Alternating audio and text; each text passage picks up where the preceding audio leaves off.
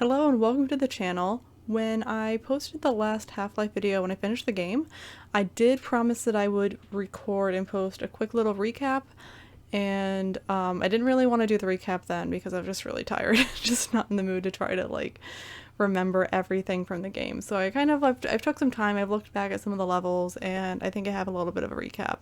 What I didn't realize when I made that promise was that I don't have a really good setup for big full screen videos. I have my recording set up to record me square because I'm just always in the corner and it saves data space, and I don't want to change that setting, so I'll figure this out in editing. It'll look weird. Whatever. So I guess let's get started then and kind of just discussing a little bit about Half-Life and a little bit about the general impressions. I will note that I'm not a game reviewer. I do not review games for a hobby or a living. I just play them. So this should be relatively short. It's not going to be a big 20-minute to-do. First off, I really liked the game. I thought it was a really good game. It's I definitely get the hype, and I get the hype especially for the time it was released. I think I said a lot of this in the very first video when I started playing, oh my gosh, this game is actually fun. I expected it to be fun, but I didn't expect it to be kind of as fluid and easy to play as it was. Because sometimes you go back into these old games, and the first thing you have to do is deal with the control scheme. And it's okay, moving isn't what I'm used to, shooting isn't what I'm used to. But everything there was relatively close to kind of how modern games work, and I was so pleasantly surprised by that. I don't know if it's kind of maybe the Steam version of the game might have had some updates, I'm not sure, but I thought that it worked very, very well. Obviously I realized as things went on that a lot of that fluidity was kind of working against me in some parts. A little bit of my Midwestern accent coming out, but hurts of the game. But yeah, I was kind of comparing it to ice skating a lot of the time. You'd kind of get onto something, you'd platform onto something, and then just float right off the edge, and it's just why do I not stop moving when I get on the thing? There's no friction, it's ice skating. It was really, really frustrating. But the game was really fun. The game was amazingly fun, and a lot of that fluidity really also came down also to the level design and the map design, because I don't have to tell you, the levels kind of just flowed from one end to the other, especially in the beginning. There's, offshoots and you're trying to figure out where you're going, but really there's kind of that one path that you're going down. And I think the first time that really had an offshoot was when you reached Blast Pit, where you had, the big monster coming out and you had to turn off the O2, turn off the power. There were kind of multiple paths that go down to turn on the thing and kill the monster. So that was the first time that you really weren't going from A to B to B to C to C to D. But it took me off guard, I remember when it first happened, but it was still really fun. I actually found a really interesting imgur page. I'll probably link it in the description. I'm going to pull it up in front of myself now. That has all of the different Half-Life maps, and I was kind of looking at this as well to get a bit of a refresher on kind of what all the levels were like. I mean, the first one here is the train ride, which I just even edited out. Nothing happened on it. It was a decent setup for the world and everything, but it was so slow.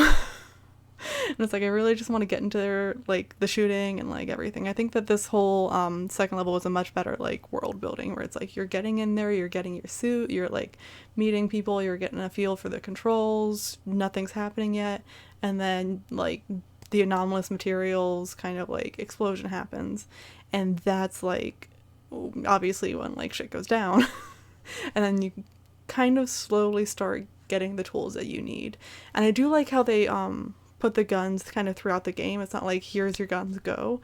I feel even near the end game they were still giving you new weapons and sometimes taking away your old weapons, and there was never a guarantee of what you had at any point. It's sometimes you would have the crossbow, sometimes you wouldn't, just depending on obviously how much you used it. In that, I kind of liked how they managed ammo throughout the game. I thought that that was really well done. I'm not going to go through each of these, but I do kind of recommend looking through them because they're so cool. I might scroll through them really quick for anyone who's curious. But they're cool. They're cool. They remind me of some of the hard times, which would be this whole nonsense was a pain in the ass. Yeah, this whole service tension level just kicked my butt. The dam and then everything after the dam and lasted for like hours, but that was all kind of relatively frustrating. But like, yeah, it was still like there was always something to do and always very interesting, and always changing. I think that's maybe why I didn't like this level so much, is because it was a rare few hours where things weren't changing. And then another interesting thing that I kind of found about the game was that there weren't any cutscenes. You every once in a while would like go and someone would talk to you, kind of give you a 1-minute blurb about what's happening, but it wouldn't really influence you. I think there was like one guy that was like, oh, you have to go turn on the satellite, and it's like I just kind of wandered around and pushed buttons. I didn't really like be like, yes, I have to find the satellite and find the buttons and do this so that this happens. It was just like go around, kill people until like the next thing happens, and go around, kill more people. But I still like the fact that like there was never really a pause in the game.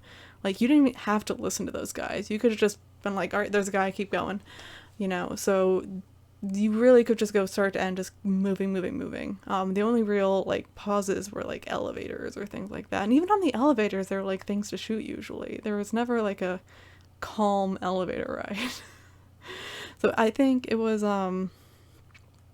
relatively it was actually a very fast pace. It was a very fast paced game with not a lot of breaks. I remember the first time I recorded the episode, it was so difficult for me to find a stopping point. I was like, I have to stop sometime. There has to be a good stopping point. And there was just no stopping point. I was just like, I'm in this room with this ammo. This is, I think, as good as I'm going to get. And it really was. Like I was waiting for like an obvious place to be like, oh yeah, no, this is good. Just no, kept going. And it never stopped. It never once stopped, which is absolutely nuts.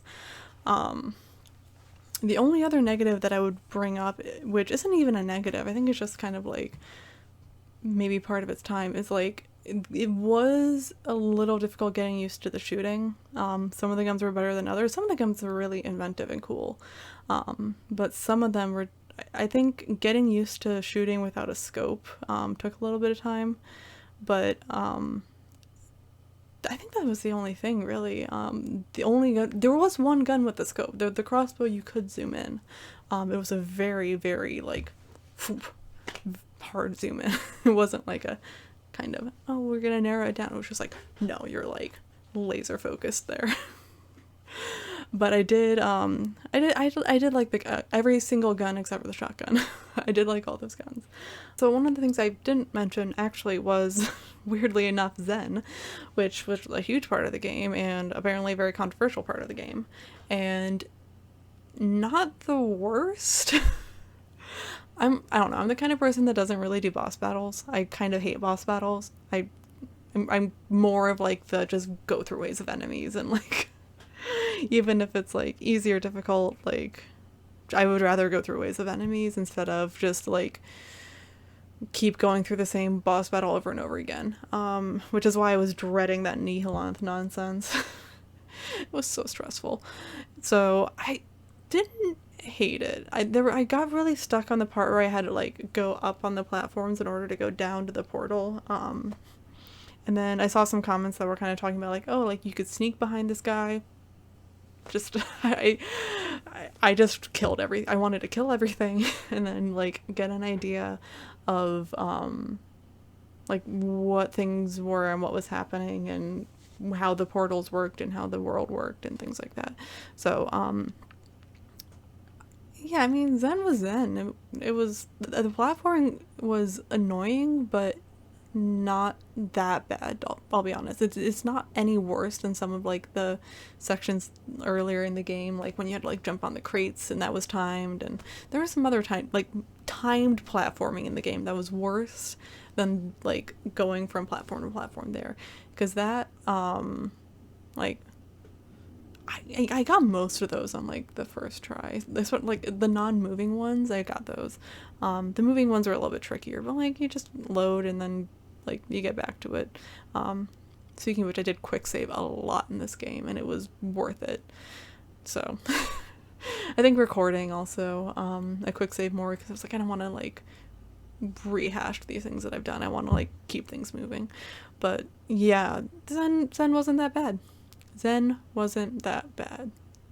Could it be better? Yes. Was it bad? Not really. So those are my thoughts on Zen. I really thought it was a really cool game. I'll probably even like play it again in my spare time just to like get a feel for it without recording it.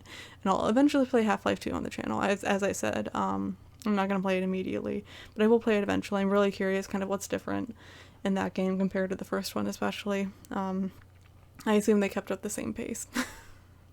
You'd hope so. But I don't think I have anything really much more to add to that. I think this was only about 10 minutes, which is what I expected it to be. Well, I was thinking it might be more like 2, but I have apparently a lot of thoughts.